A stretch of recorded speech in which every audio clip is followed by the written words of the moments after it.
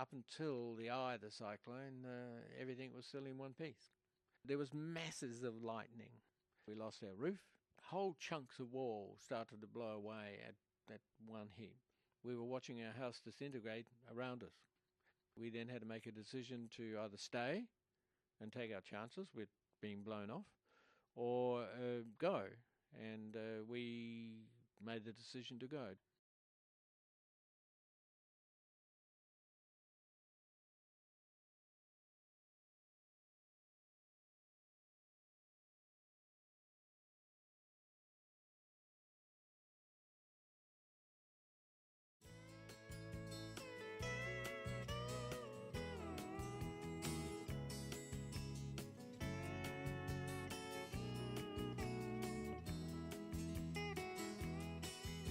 On Christmas Eve of '74, the warning sounded out. On all the broadcast stations, a great storm was near about. The boys and girls asleep in bed, tomorrow was their day.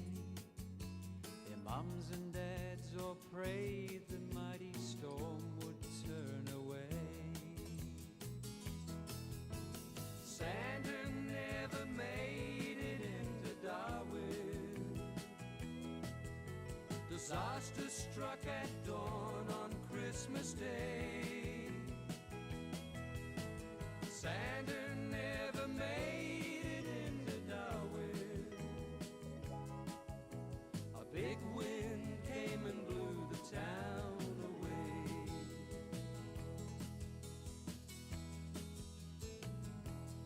Christmas morning was a nightmare as Cyclone Tracy struck. It ripped apart the buildings like an atom bomb it struck. It twisted iron girders and it flattened all the trees. The might of such a cyclone must be seen to be believed. Santa never made it into Darwin. Disaster struck at dawn on Christmas Day. Santa never made it into Darwin. A big wind came and blew the town away.